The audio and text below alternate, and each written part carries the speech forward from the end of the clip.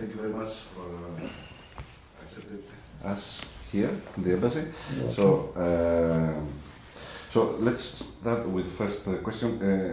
Tell me about Iraq. In what point is now the fight against the Islamic State in Iraq? Well, the fight is now in a stage where the initiative now is in the hand of the Iraqi army and the Peshmerga. They choose the battle. They choose when to attack them. There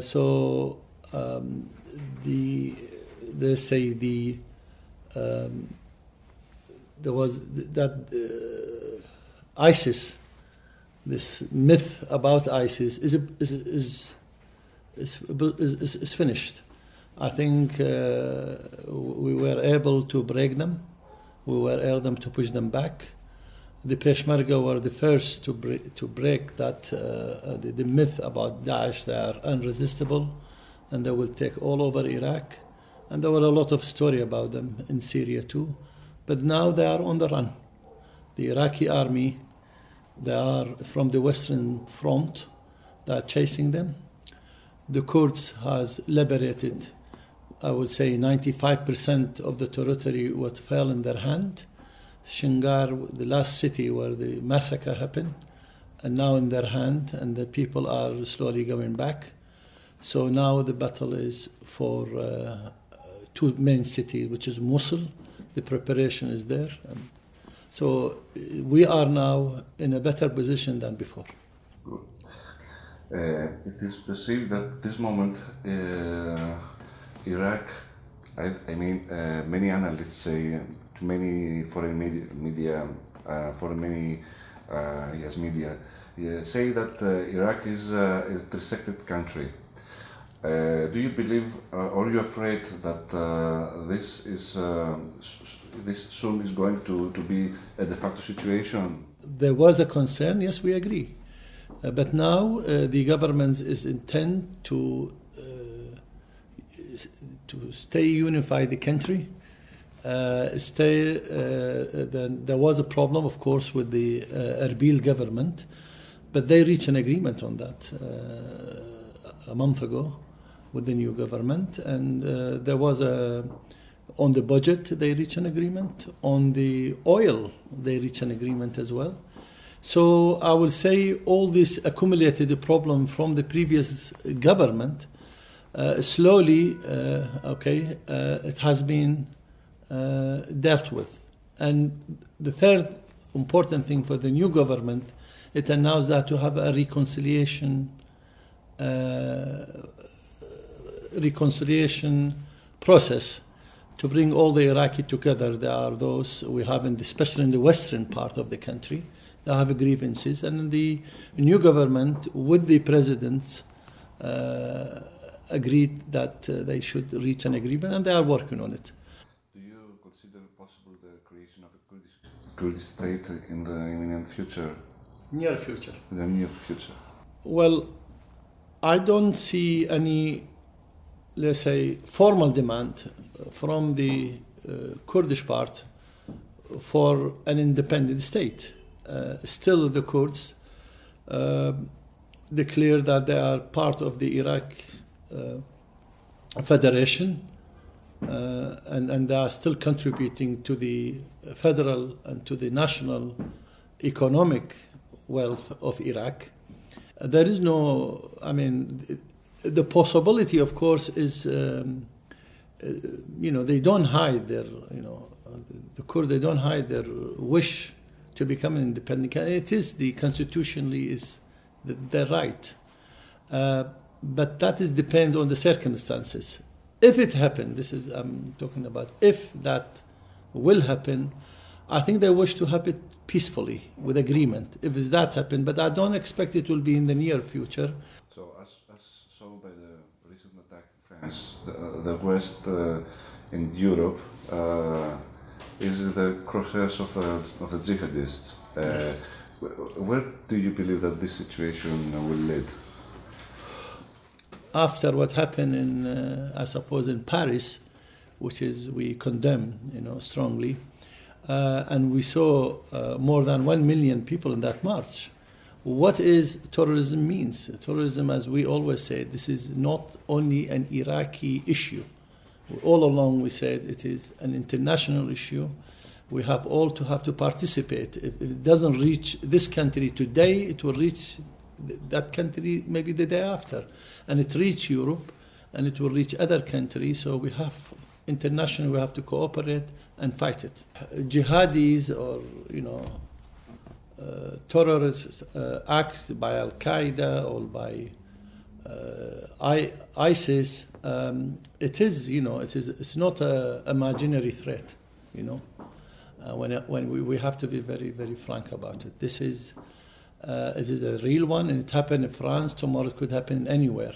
As we said alone, as long as maybe it was last year it was Iraq, it will be now Syria as well, and in Yemen, and you could say that there is, and it happened in part of Africa as well, and yes, I won't be surprised if it happened in other capital in Europe or elsewhere.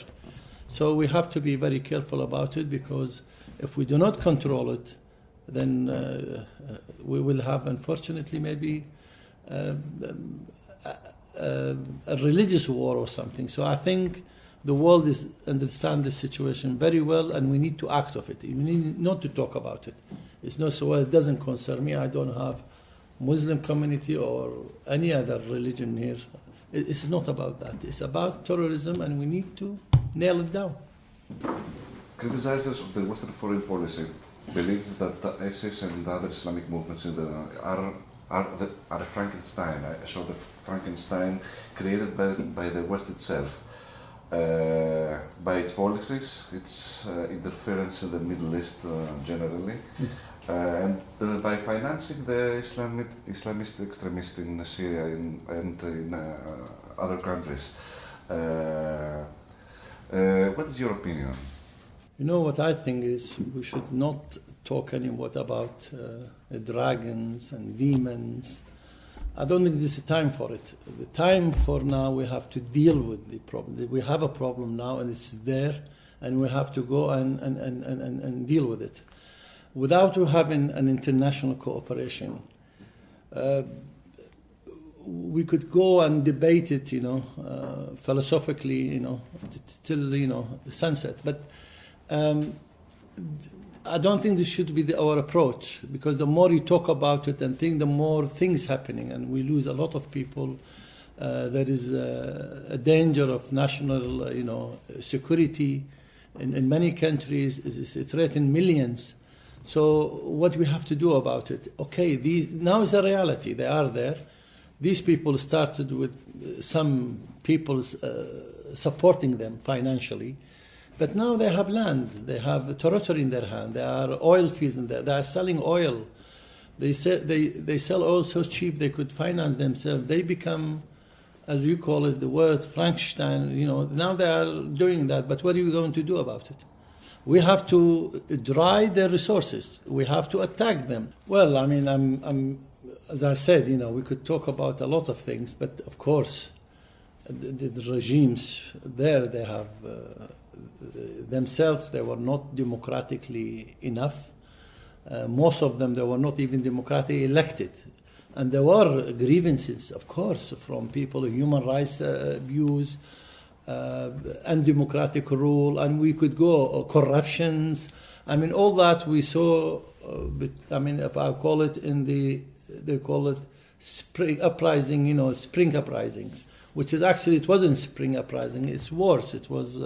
I will call it autumn or winter, It's not spring at all, because people thought it will be, but actually it turned out there is people close eyes of these religious groups, and they thought maybe, if you support them and, maybe they will be better, but it's not. So we are talking about a regime in a geographical area who they lack legitimacy. Which is it? Iraq was the first country to do it with people like Saddam Hussein, the worst dictator people forget about. We did it. And when the Western tried to help, we got criticized. But don't forget, at least we established first constitution. It was very progressive constitution and kept the country together. Still is keeping the country together. What come after that, that's another matter. This is nothing to do with the West or East or the perception were wrong. Of course, if you talk about the West, if you talk about occupation, if Iraq is right or wrong, I will tell you no, it was liberation, but they turned it into occupation. That was the biggest mistake ever. If somebody asked me whether the United States made a mistake, that was the mistake from a liberator, you become an occupier. And that is, when you become an occupier, then there is a responsibility. Whatever happened in that country, even if it's not their make, is very different. We have to be careful to use religions and people who, in the name of religion, doing things. I mean, we have them in America, the KKK and so on.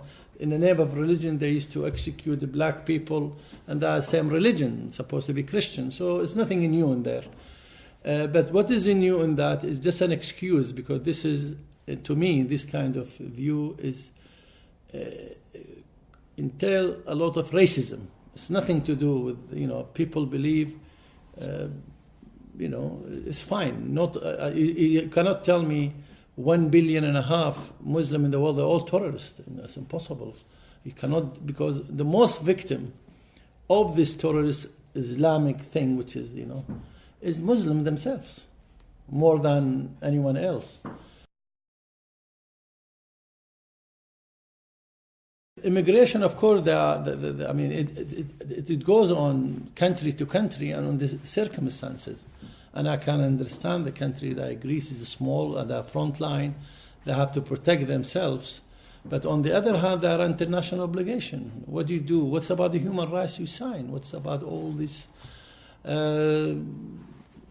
treaties we sign international? Are we going to review it? Okay, but how are we going to review it? So it's had a lot of implication. One has to be very careful about it. These kind of calls is calling for tension, for conflict. Before there used to be the conflict of civilization. All to me, in my mind, is actually rubbish. I don't believe there is a civilization conflict. I don't believe in that. This is in the mind of extreme people. And we are going through a difficult time, and we should stand up and we say no.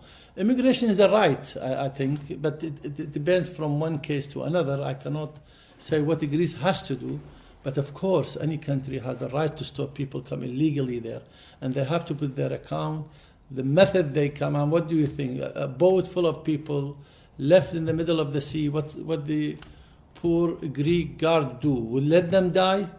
His conscience wouldn't let him. I'm sure his government. So I know it's a dilemma. You can't, because he's in the sea, has to save him. He has to bring him to the port and feed them, and because they're a human being. We are a human being after all. But then the rights and things, that's another matter. They have to discuss it, of course. Building wall doesn't help. Actually, it makes worse. It makes the more conflict between the people there. Imagine if you put wall, I don't know how many refugees in this country, 10,000, 20, 50, whatever. You put them on in a geographical or an island, you put wall against them, that's it, you are there. Either you die or you go home. I mean, I don't think somebody with the right mind will do that. But what that going to serve? Nothing. Today I am in trouble, tomorrow you might be in trouble. So what is going to be our human reaction? How is it going to be? So I don't believe in this kind of thing, but of course, migration has to be regulated. There have to be one policy, and also you have to fight who is doing this. There is a mafia there. I'm sorry to say there is a mafia exists in every country. The country they go, there are people receiving them, dealing with them, facilitate for them, and the country they are coming. And migration is not one country's problem. It's an international problem. I could see a lot on the boat, they are from different nations. Why they make them like that? There are many, apart from that, it's normal for people seek to go somewhere, of course, legally, I'm here talking, to seek to make his life better in another country. I mean, if you take this country, Greek, they are known, they immigrated to the more continent and they make their life successful there because they couldn't make it here. So this is a country of receive a lot of migration in the history and facilitate for them. So I think, in my view, we have not to forget the human side in ourselves.